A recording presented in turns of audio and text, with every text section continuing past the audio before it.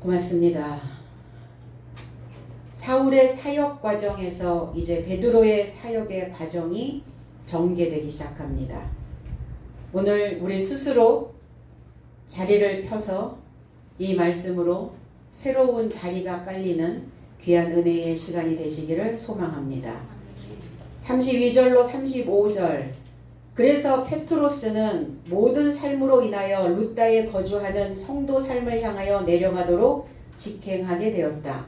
그리하여 거기서 아이네아스라고 이름하는 어떤 사람을 만났는데 그는 중풍병으로 침대에 누워 8년 삶 중에 있더라.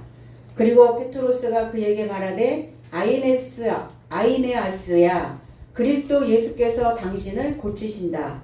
일어나 당신 스스로 자리를 펴라. 그러자 그가 곧 일어났다.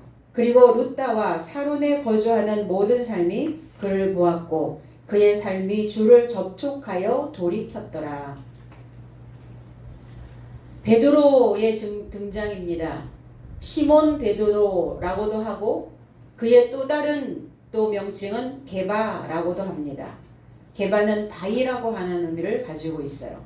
이게 카프라고 하는 히브리어 알파벳에서 온 굽은 손, 굽은 발, 굽었다라는 의미를 가지고 있죠. 평평한 바위가 아니라 왜 굽은 바위일까?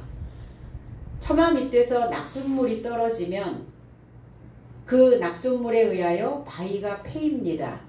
그럼 베드로는 예전엔 평평한 돌이었다가 이제 말씀을 통해서 하나님의 진리를 통해서 그가 깊이 파여있는 자의 모습을 이렇게 개바로 표현을 하신 것 같습니다. 베드로후서 1장 1절에는 예수 그리스도의 종이며 사도인 시몬 베드로는 우리 하나님과 구주 예수 그리스도의 의를 힘입어 동일하게 보배로운 믿음을 우리와 같이 받은 자들에게 편지하노니. 개역성경에는 이렇게 기록되어져 있고 제 해석은 그리스도 예수의 종이며 사도인 시몬 베드로는 나의 삶의 하나님과 그리스도 예수 구주의 의 안에서 나의 삶과 동등한 가치의 믿음을 획득한 삶에게 이렇게 표현되어져 있거든요. 편지한다 라는 단어는 없습니다. 그래서 나의 삶의 주 예수의 인식 안에서 은혜와 평안이 너희 삶에게 많아지기를 원한다. 2절에는 그렇게 기록을 해 놓았습니다. 동일하게 동등한 가치의 믿음을 가진 자, 나와 동등한 가치, 그러니까 믿음을 가치 있게 생각하고 있는 그들에게, 그리고 그 믿음을 획득한 삶에게 보내는 메시지이기도 합니다. 에베소서 4장 15절에는 오직 사랑 안에서 참된 것을 하여 범사에 그에게까지 자랄지라. 그는 머리니 곧 그리스도라. 제 해석은 오히려 나의 삶이 사랑 안에서 진실하여 모든 삶을 그에게 이루고자 장성하자. 그는 그리스도이신 머리이시다. 모든 삶에게 라는 표현을 합니다. 모든 삶. 이 판톤이라고 하는 단어가, 그리고 오늘 개역성경에는 사방이라는 단어를 사방이 아니라 모든 삶으로부터. 베드로가 사방으로 두루 행하다가 이제 동서남북을 이야기하고 있는 게 아니라 모든 삶에게, 온전한 삶에게. 그래서 만유요, 만민이요, 만물이다라는 단어를 이렇게 쓰고 있습니다. 범사에 그에게까지 자랄지라. 범사라는 단어가 모든 삶이라는 단어예요. 그럼 모든 삶이 되어진 베드로, 모든 삶을 행했다. 모든 삶으로 행했다. 그래서 일곱째 날을 살아가고 있는 사도의 삶을 우리는 모든 삶이다. 이렇게 표현을 합니다. 우리가 살아가는 이 세상을 21세기라고 표현을 합니다. 21세기를 살아가는 모든 삶은, 모든 사람들은 우리가 생각하고 있는 모든 무엇이든 우리에게 가져다 줄 수 있는 것은 돈이나 무력이 아니라는 거죠. 그럼 저와 여러분들이 모든 삶을, 온전한 삶을 살아가기 위해서는 돈이나 무력이 아닌 지력을 가져야 된다는 거예요. 지력을 통해서 자신의 능력을 강화시키고 그리고 나 자신을 인재로 양성해서 미숙아로 있지 않고 장성한 자가 되게 하려는 의도라는 겁니다. 그럼 내가 모든 삶을 온전히 취하고 있지 못하다면 그는 미숙아의 삶이라는 거예요.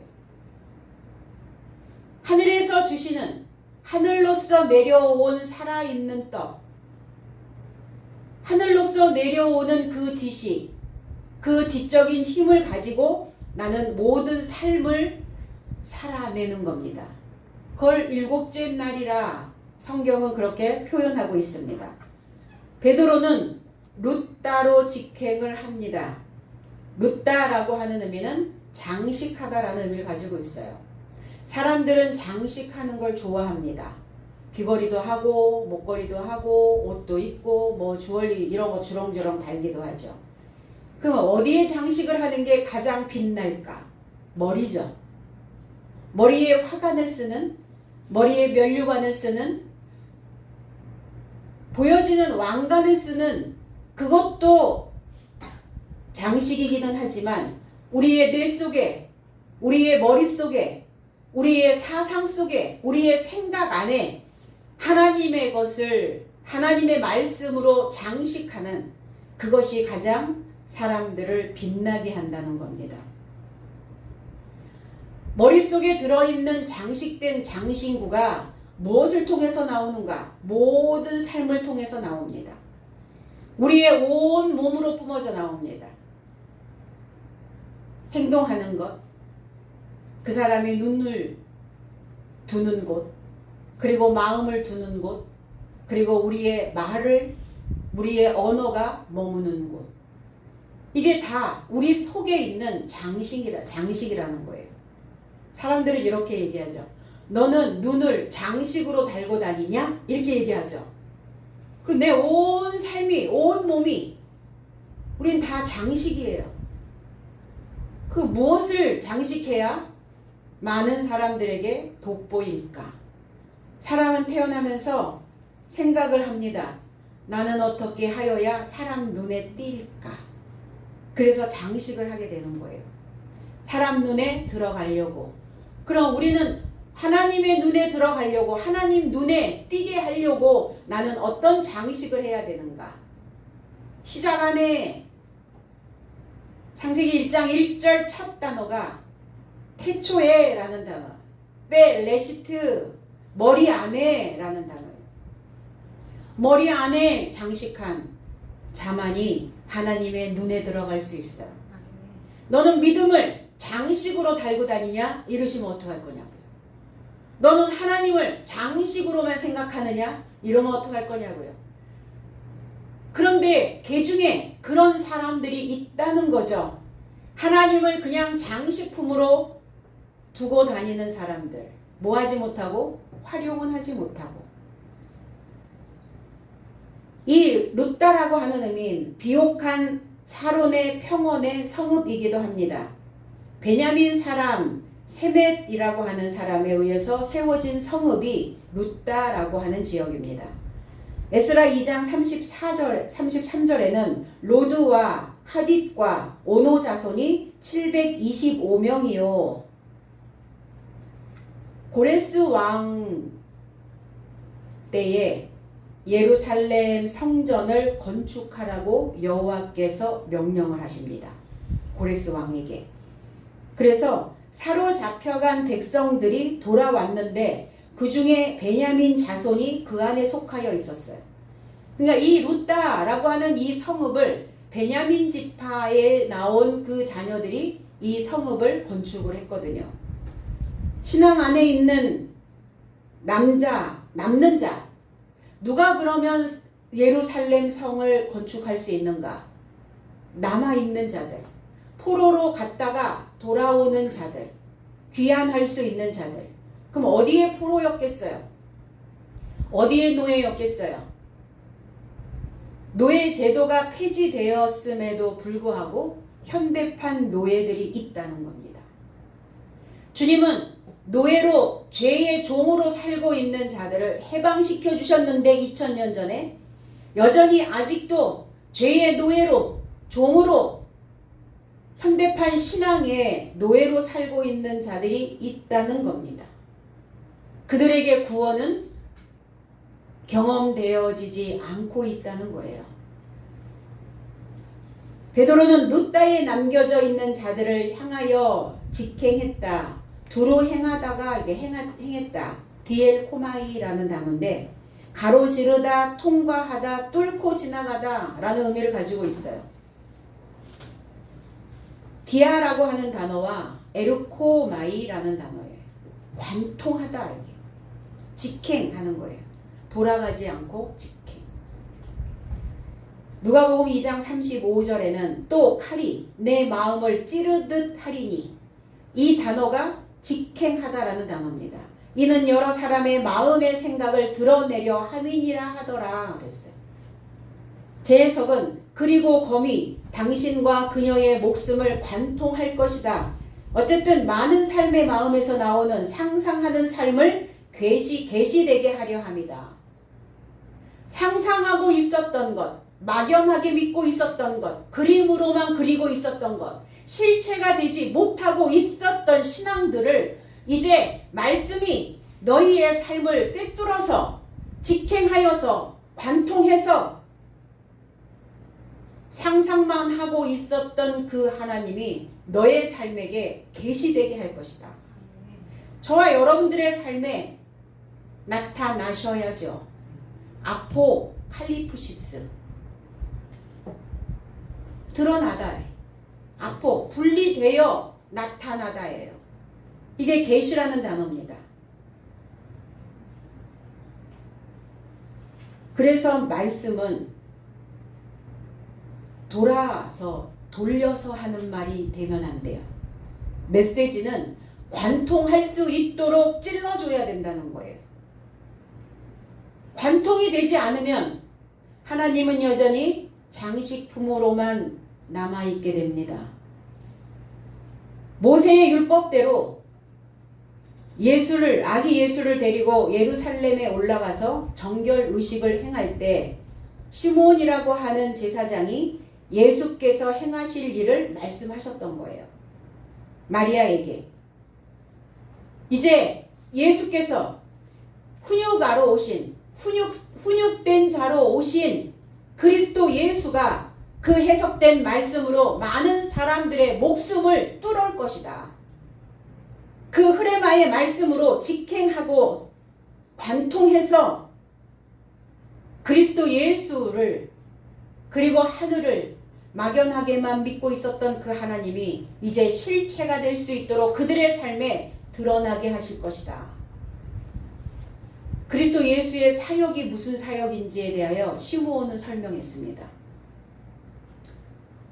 그래서 우리는 때로는 사람들에게 돌려서 이야기하기도 하죠. 그런데 말씀은 돌려서 하지 않는다는 거예요. 그럼 내 마음이 뚫릴 때, 내 마음이 구멍이 날 때 뭐 하셔야 돼요? 구멍난 그 마음을 들여다보고 내 마음의 상태가 어떠한지를, 자기의 실체를 볼 수 있어야 되는데, 말씀이 관통을 하면 사람들은 대부분 그렇게 얘기하죠. 불편해하죠. 말씀이 꽂히면 나에게 주시는 메시지구나라고 생각해야 되는데 자기를 타겟 삼았다라고 표현을 합니다. 그러니까 말씀이 전달되어지면 자신의 모습들이 드러나게 되면 엎드려야 되는데 엎드리지 않죠. 그냥 목이 뻣뻣해진단 말이에요. 뭐가 여기 하나에 딱 굵은 대나무와 같은 굵은 철심이 하나 박히죠, 목에. 목이 뻣뻣해지면 잘려나갑니다. 하나님은 가차없이 목숨을 관통할 것이다. 그게 목숨적 존재이기 때문에 그러는 거예요. 그 생각들이 살아있는 영이 되어져 있다면 엎드렸을 거예요.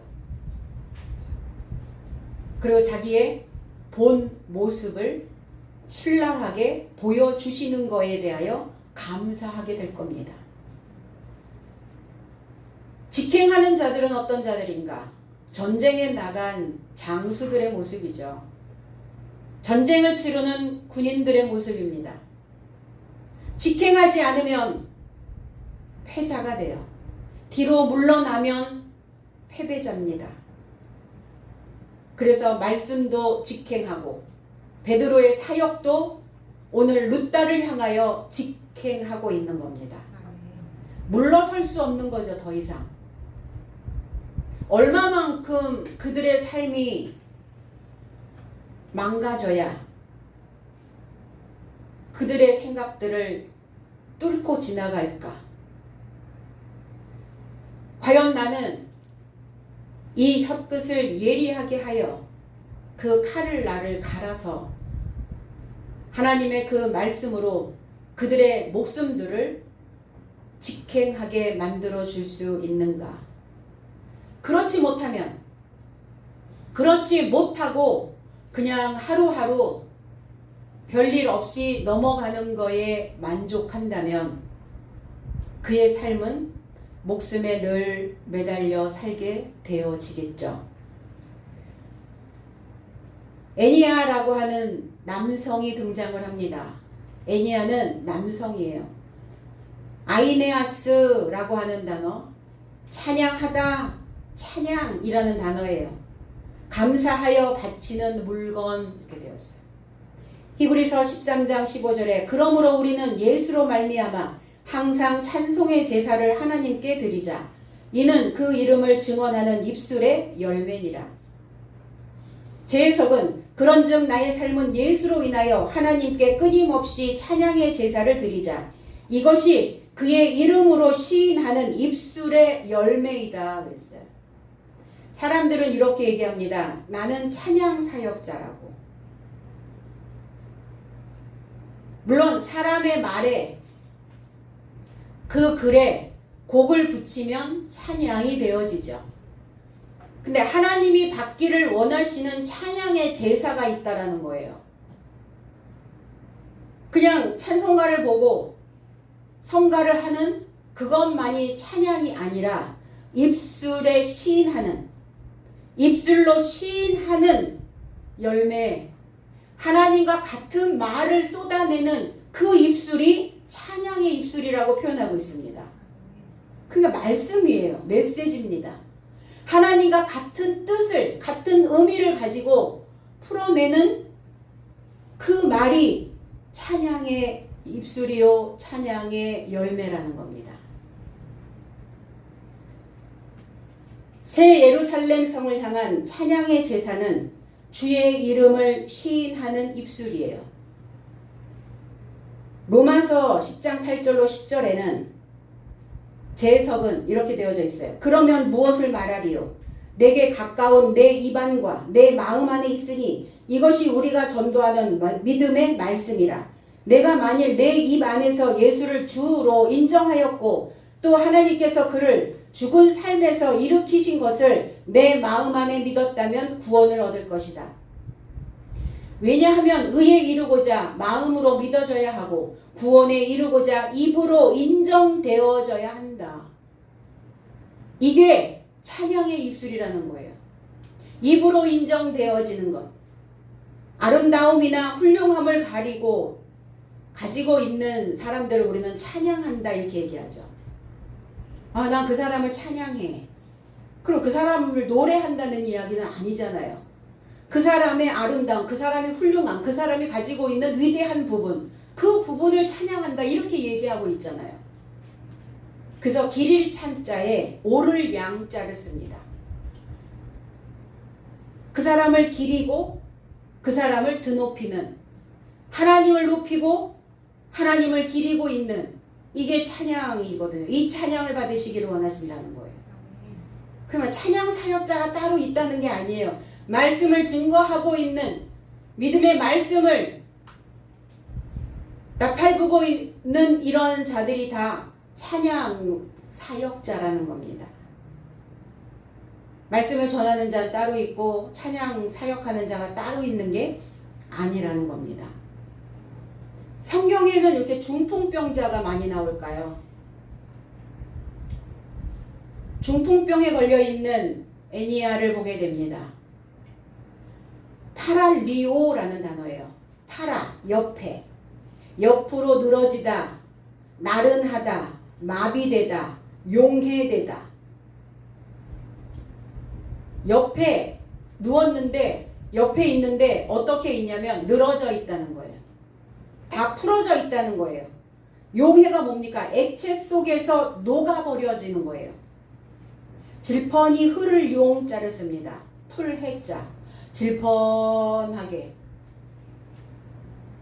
녹아있는, 풀어져 있는 자체.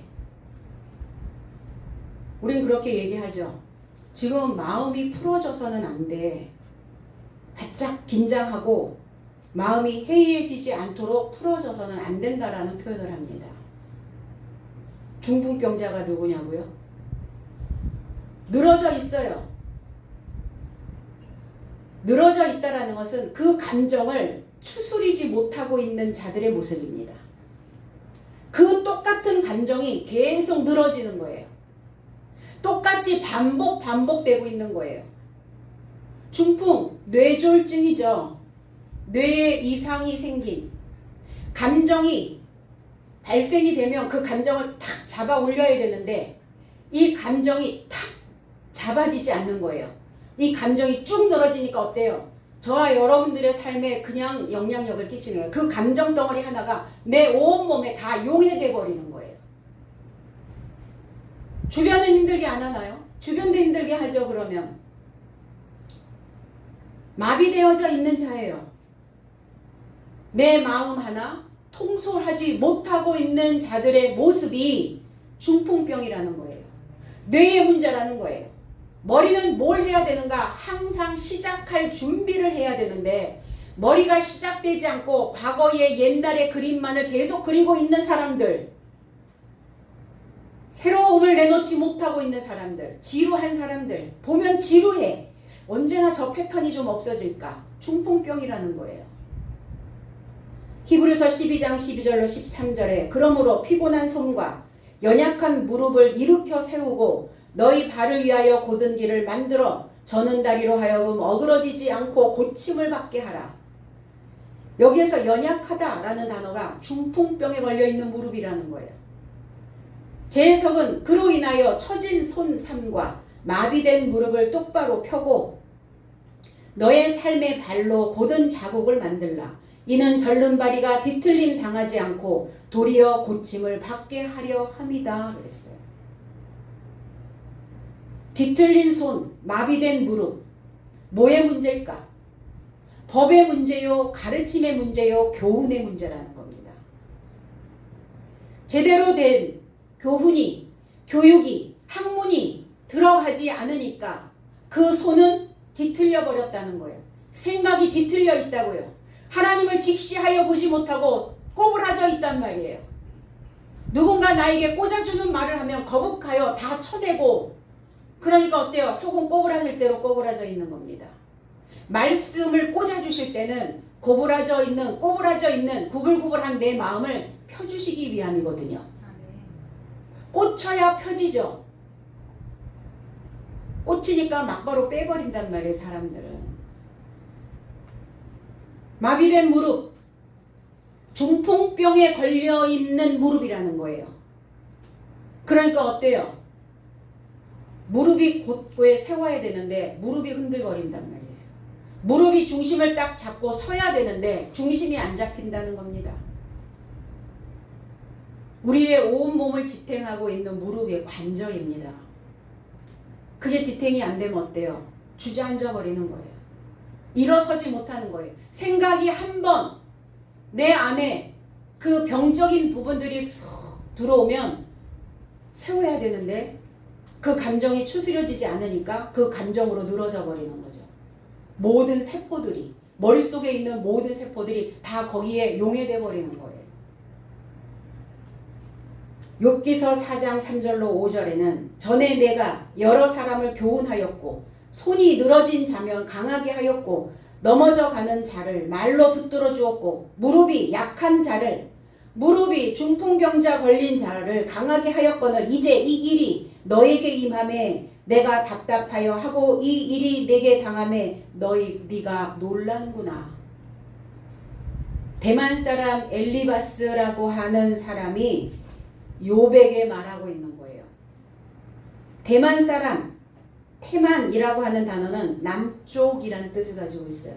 남쪽에 있는데 동쪽을 향하여 있다 이랬어요. 동쪽, 오른쪽에 있는 이런 의미예요. 그래서 엘리바스라고 하는 의미는 금의 하나님, 정금의 하나님, 정련하는 하나님. 그리고 욥에게 지금 욥에게 누가 말씀하고 계시는 거냐고요. 욥의 새 친구라고요. 욥을 강화시키고자 정련하고 있는 겁니다. 정금으로 나오게 하려고 순수하게 나오게 하려고 엘리바스는 입을 열은 거예요. 그러니까 욥도 중풍병자였다는 거예요.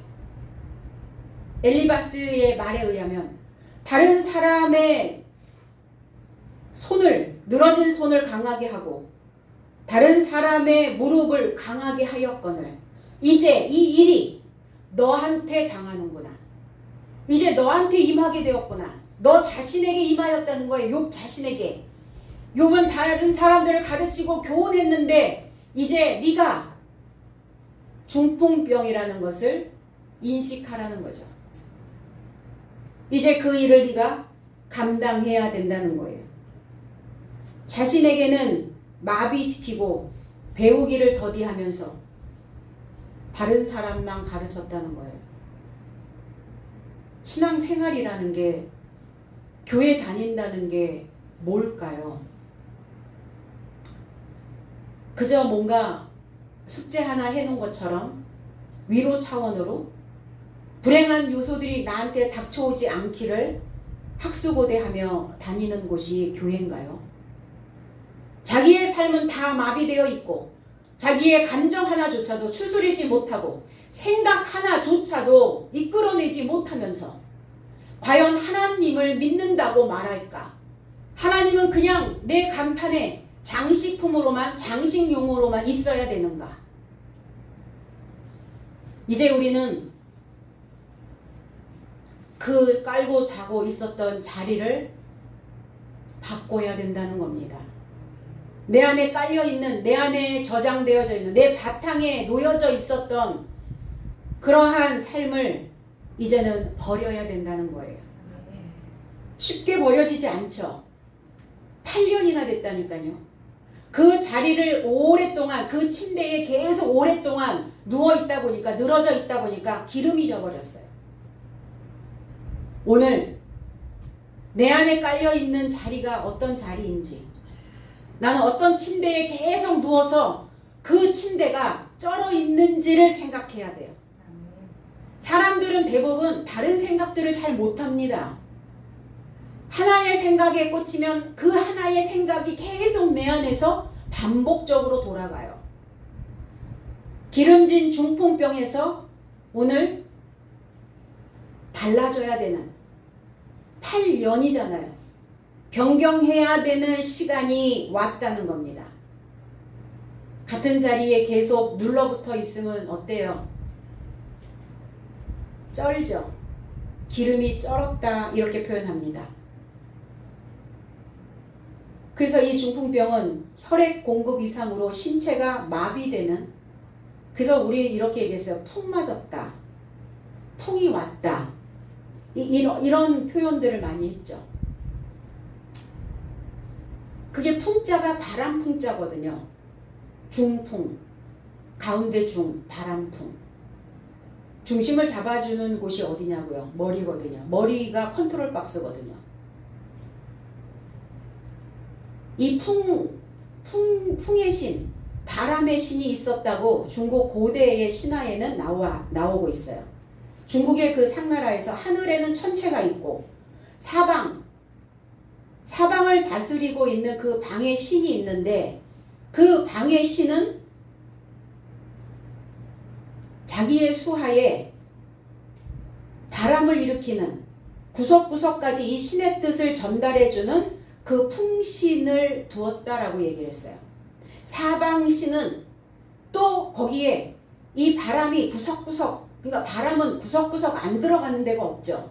물도 마찬가지고. 그래서 이 풍신을 뒀는데 이 풍신의 노여움을 받아서 병을 얻게 된 것이 중풍병이다 이렇게 표현했어요.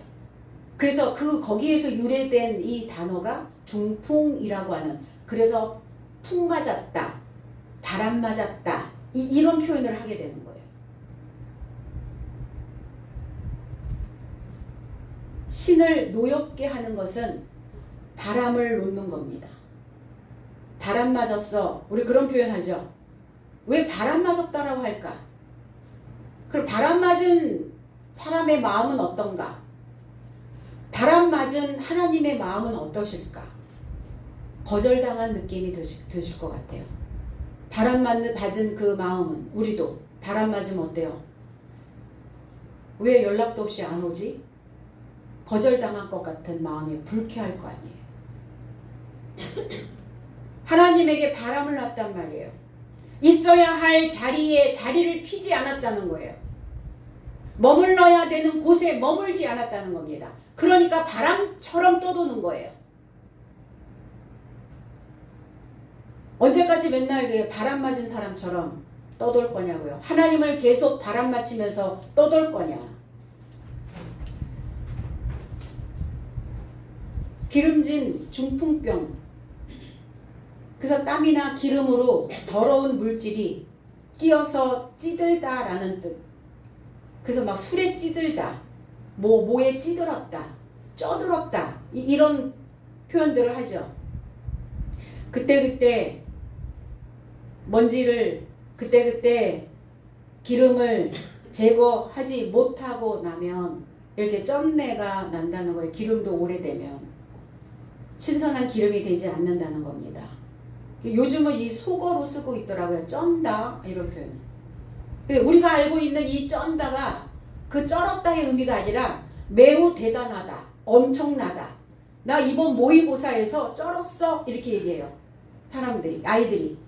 그러면 쩔었다라는 의미는 나 이번 모의고사 매우 대단하게 뛰어나게 잘 봤어 라는 표현이라는 거예요. 이해할 수 없는 단어들을 많이 씁니다. 그리고 또 거기다가 또 한 단어를 또 붙이죠. 개쩐다. 들어보셨어요?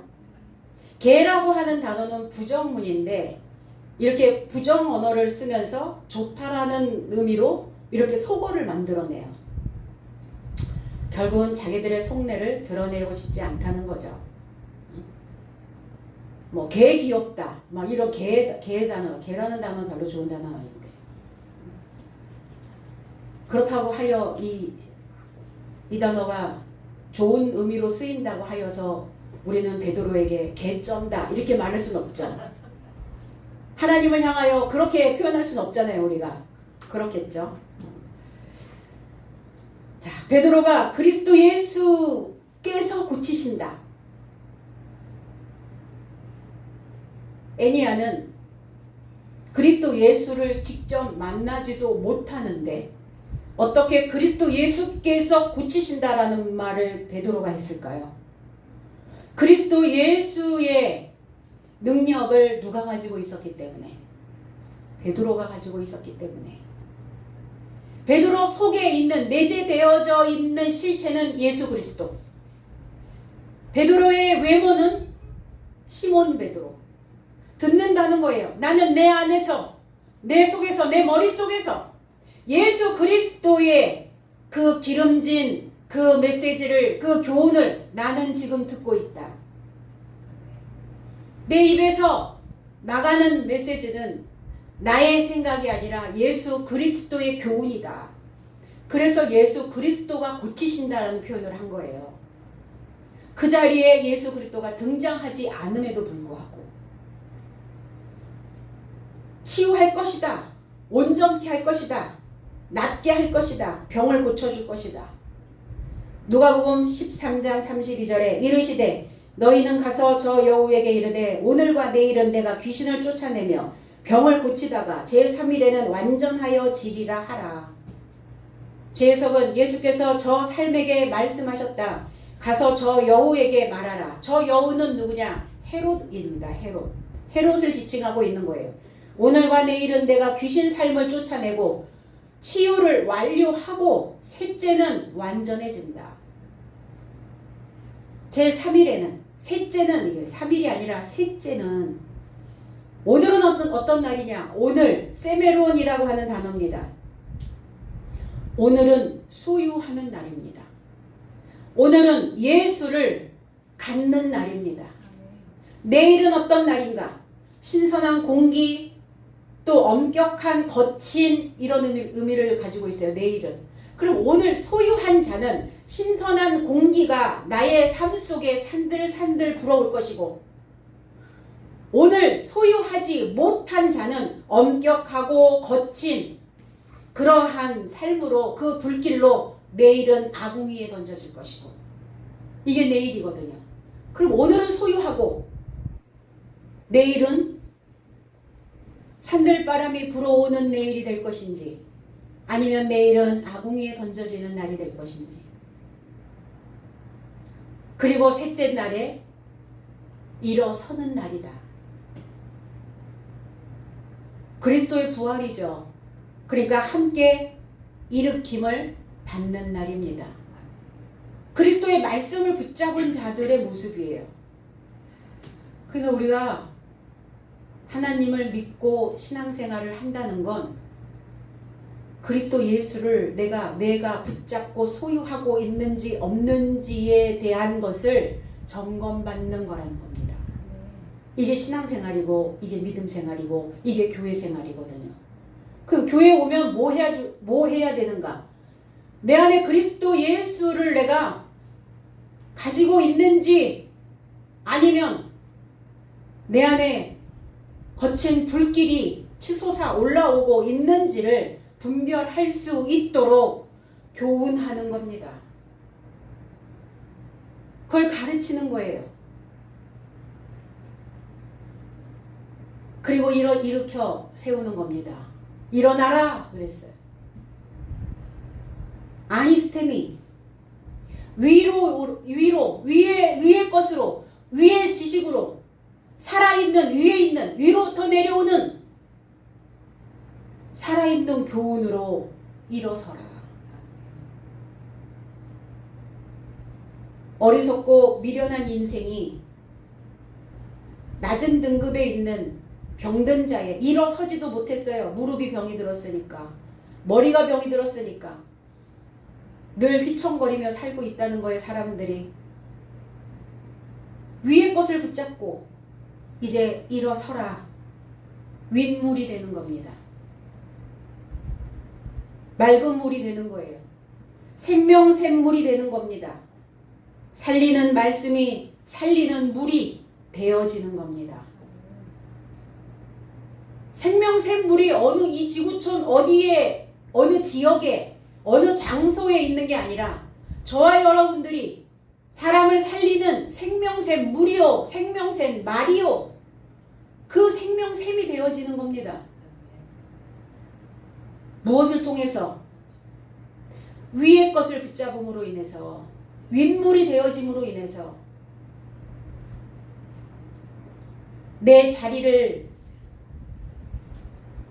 자리라는 단어가 아니라 당신 스스로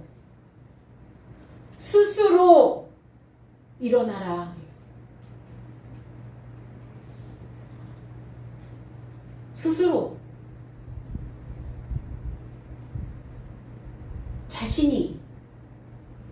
당신 자신이 여기서 인칭 대명사를 씁니다.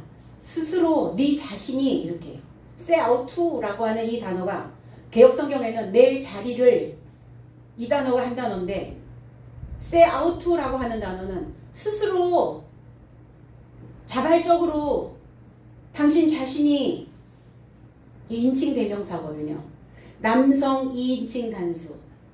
근데 스스로라고 하면 1인칭을 써야 맞잖아요. 스스로, 나 스스로. 그럼 1인칭을 써야 되는데 왜 2인칭이냐는 거예요.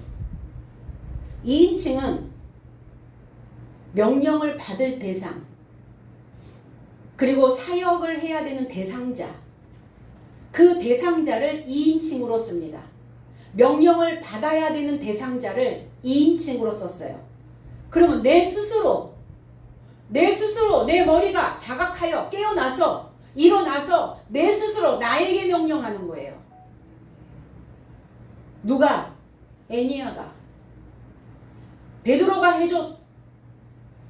해준 게 아니라 너 스스로 너 자신에게 2인칭 단수 완성의 표현이죠. 네 스스로 너 자신을 명령하여 너 자신에게 스스로 교훈하여 그리고 완성시켜라. 치유해라.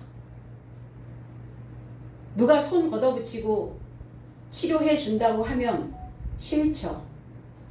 스스로 하는 거예요. 배움이 채워져 가고 있는 사람들은 자가 진단을 하고 자가 치료를 하게 됩니다. 그리고 네 자리를 정돈하라. 정돈하는 게 아니라 펴다예요. 펴다. 정돈은 뭐예요? 딱딱 접어서 딱딱딱 놓아지는 것이 정돈이잖아요. 근데 오히려 정돈이 아니라 피라고요. 붙어 있었던 것들을, 접혀 있었던 것들 다 펼쳐라. 네 자리를 펴라 그랬어요. 펼치라, 놓아라, 자리를 깔아라. 이런 단어입니다. 마태복음 21장 8절에 무리의 대다수는 그들의 겉옷을 길에 펴고 다른 이들은 나뭇가지를 베어 길에 펴고 예루살렘에 입성할 때 그리스도 예수를 환영하고 있는 무리들입니다. 제 해석은 그러자 매우 많은 무리가 길 안에 자신의 겉옷을 펼쳤다. 그러자 다른 삶은 나무 삶으로부터 가지를 베어 길 안에 펼치더라. 겉옷을 펼치고 나무 가지를 펼치고 주인을 맞이하는 사람들의 모습입니다. 그래서 우리 레드 카펫을 깔죠. 자리를 펼치죠. 뭐 할 때? 잔치할 때, 시상식을 할 때, 누군가를 맞이할 때 우리는 집에 있는 카펫을 집에다 깔게 됩니다. 그거 지금 그 상태. 근데 겉옷일까? 옛것이죠. 낡은 신앙이죠. 그들의 낡은 신앙을 펴고 펼치고 그동안 뭐 했는데 못 벗었단 말이에요. 꽁꽁 싸매고 있었단 말이에요. 나뭇가지는 뭐냐? 나무는 상수리 나무에서 유래됐는데 나무라고 하는 이 상수리라고 하는 의미는 강하다라는 의미를 가지고 있어요. 너희들이 가지고 있는 것, 강한 것, 강하여 있는 것, 그것을 콕토 잘라내라. 찍어버려라. 그리고 뭐 해라? 가슴을 치고 애통하라는 거예요.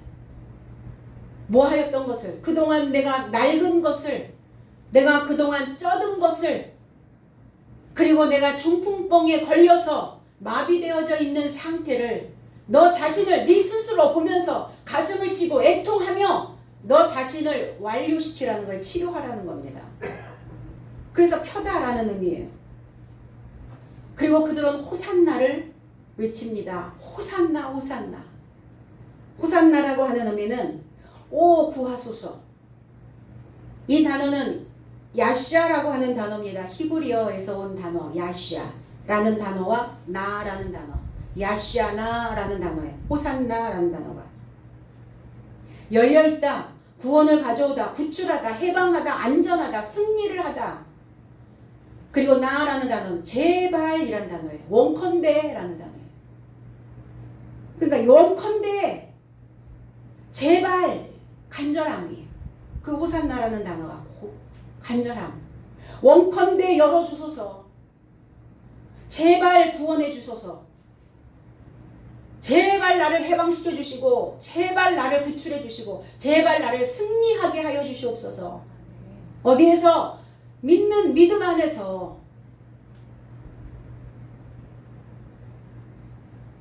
그래서 그들의 가지고 있는 것들을 다 폈어요.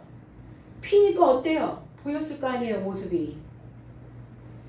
그 마음에 주단을 펴고 주인이신 그리스도 예수를 맞이하고 있는 자들의 모습입니다. 근데 너무 간절한 거죠. 내 이 삶을 이렇게 살다 갈 수는 없는 거예요. 내가 하나님을 믿었다고 말은 하는데 하나님이 내 삶의 실체가 될 수 있도록 제발 나를 건져주시옵소서. 내 생각이, 내 지각이 열려지게 원컨대 내 생각을 열어주시옵소서. 우리는 살아가면서 오랫동안 내 마음에 조건이 만들어져 있어요. 그러니까 오랫동안 조건 지어진 내 마음의 방식으로 그 마음의 방식으로 살아가게 된다는 거예요. 뭐하지 못하고 펼치지 않고. 그러니까 그 조건화되어진 그 마음 상태로, 마음의 방식으로 그걸 펼치면 안 되겠죠. 그거 펼치지 말고 이제 말씀의 중요성을 깨달아서 영적으로 성장할 수 있도록 우리는 그 말씀의 자리를 펴야 될 줄로 믿습니다. 룻다와 사론에 사는 사람들, 사론은 평야라고 하는 의미를 가지고 있어요. 지중해 연안 욥바에서 갈멜산까지 펼쳐진 넓은 평야를 사론이라고 말합니다. 평탄하다. 넓은 평하니까 평지니까 평안하다. 때로는 적합하다. 넓은 땅을 보면 어때요? 아, 여기에 뭐를 만들기에 적합해. 그러죠. 저와 여러분은 사론과 같은 자들이죠. 아가서 2장 1절에 나는 사론에 수선하여 골짜기에 백합하로다. 나는 사론에 넓은 평지에 나는 적합한 수선하여, 이 수선하라고 하는 이 단어가 백합하라는 뜻을 가지고 있어요. 나는 하나님이 쓰시기에 적합한 백합하여. 백합은 뭡니까? 나팔이죠. 흰백색을 가지고 있죠. 그리고 골짜기에 백합하로다. 골짜기, 깊게 하는, 깊은. 여기에서 백합하의 의미는 수산이라는, 소산, 수산궁, 수산나, 이런 의미를 가지고 있어요. 여기서도 역시 마찬가지로 백합이라고 하는 의미인데 여기에서는 빛나다, 유쾌하다, 기뻐하다라는 의미를 가지고 있어요. 깊은 생각을 가지고 있는 빛나는 자입니다. 넓은 평야에 있는 백합화와 같은 자고 깊은 사고를 해낼 수 있는 유쾌하고 기뻐하고 빛나는 자입니다. 하나님의 신부된 자의 모습입니다. 솔로몬의 아가라. 그 사람들을 보고 그 사람들을 직시하고 그리고 그들은 자발적으로 관찰하기 시작했습니다. 그리고 주께로 돌아가니라. 주님과 연결되어 돌아간다고요. 돌아갔다. 에피스트레포. 개종하다. 개종이 필요하죠. 개혁이 필요하죠. 유대교에서 기독교로, 표면적 기독교에서 이면적 기독교로 돌아가야 됩니다. 겉으로 믿는 척 하는 것이 아니라, 겉으로 믿는 것이 아니라 이면으로, 내 속으로, 내 마음으로, 내 중심으로, 내 머리 안에서 그 이면으로 믿는, 이면적으로 믿는. 그래서 이게 개종이 일어났더라. 그들이 그냥 돌아간 게 아니라 개종, 종교를 바꿨다고요. 기독교인데 왜 종교를 바꿔요? 기독교에 있는 사람들이 어떻게 기독교로 개종을 합니까? 표면에 있는 자들이 이면으로 개종을 하는 거예요. 지금 이 상태가. 돌아간다는 건 이동한다는 거예요. 공간적인 변화가 아니라 새로운 직책으로의 변화입니다. 그래서 우리 직장을 다니는 사람들 인사이동이 있다 이러면 긴장을 하죠. 인사이동. 기존과는 다른 사람이 되기를 바란다 라는 의미를 가지고 있어요. 그 사람이 예전의 사람이 아니라 인사이동을 시키는 이유는 다를 이자거든요. 다를 이, 움직일 동. 다르게 되는 것을 원한다. 다를 이자를 보면 신의 머리를 한 사람이 양손을 들고 있는 모습. 이게 다를 이자예요. 그러니까 일반적인 것과 일반적인 신이 아니라 다른 신이 하는 것을 일컫는 게 다를 이자를 쓰는 거예요. 그리고 동은 움직일 동. 눈을 한쪽 눈을 찔린 노예가 쟁기로 밭을 가는 모습. 그러니까 한쪽 눈을 가렸으니까 어때요? 많이 보이진 않겠죠. 그것만 보이겠죠. 그래서 내가 다른 사람이 되기 위해서 인사 이동이 되었을 때 그것만 보는 거예요. 하나님께로 이동했을 때는 하나님만 볼 수 있도록 한눈을 감아야 된다는 겁니다. 두 눈 부릅뜨고 너무 많이 보이는 거예요. 하나님을 믿을 때는 그래서 이렇게 한눈을 애꾸눈으로 만드는 그런 과거의 것을 돌아보지 않는 오늘 현재의 것만을 보고 내일을 향하여 달려갈 수 있는 신실한 하나님의 일꾼이 종이 필요하다는 겁니다. 갈라디아서 4장 9절에 이제는 너희가 하나님을 알 뿐 아니라 더욱이 하나님이 아신 바 되었거늘 어찌하여 다시 약하고 천박한 초등학문으로 돌아가서 다시 그들에게 종노릇하려 하느냐. 어디로 돌아가느냐예요. 제 해석은 그러나 이제는 내 삶이 하나님을 알았는데 하나님에 대하여 더욱 알게 되었는데도 어찌하여 다시 약한 그리고 거짓 초등학문 삶을 접하여 다시 되돌아가서 다시 새로이 저 삶에게 종노릇하기를 원하느냐. 돌아간다고요. 사람들은. 어디로 돌아왔는지를 분별하면 깜짝 놀라겠죠. 내가 하나님께로 돌아와 있는지 하나님께로 이동하여 내가 다른 사람이 되기를 원하는 건지 아니면 사람에게 종노릇하러 돌아가서 그 예전의 삶으로 또 똑같은 삶으로 살고 있는지 어디로 돌아갈 것인가. 우리는 주님이 원하시는 그 자리에 이 판을 펼 건지 사람의 노예로 돌아가서 그 자리에 판을 펼 것인지 고민하고 또 생각하고 우리는 다시 주께로 이동해야 될 줄로 믿습니다. 미혹당한 자를 주께로 돌아오게 하는 자가 저와 여러분들이 되시기를 나사렛 예수 그리스도 이름 안에서 축복드립니다. 기도하겠습니다.